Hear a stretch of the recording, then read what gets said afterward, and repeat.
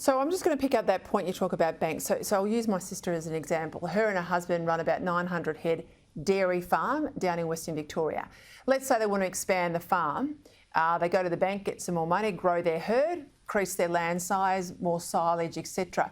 But the bank manager says, well, look, you've got the financial equity to do that, but I haven't seen your carbon reduction plan. I haven't seen your methane reduction plan, and I can't see you cutting it by enough. We won't lend you the money to expand. Is that the sort of stuff you're talking about?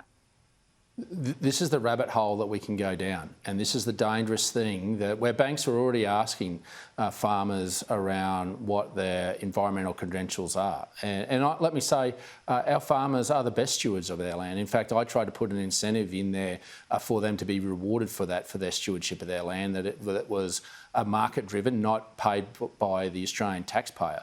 But what we do find ourselves in is we go down these rabbit holes is that invariably finances can be withheld if they're not living up to the standards in which morally the banks want to set. Now, I don't think banks should be in a position, whether that be in agriculture or particularly the resource sector, to be making moral decisions for this country. That's for governments, because governments can be elected or re-elected or kicked out.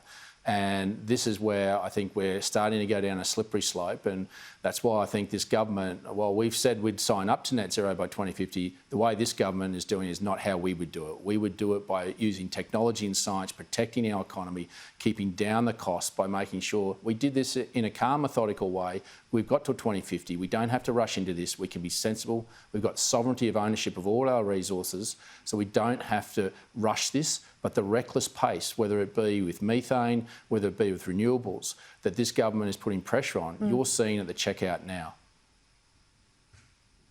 Got to leave it there, David Littleproud. We might agree to disagree on the 2050 stuff, but everything else, particularly that bank issue, I didn't pick that up, so thank you for that tonight.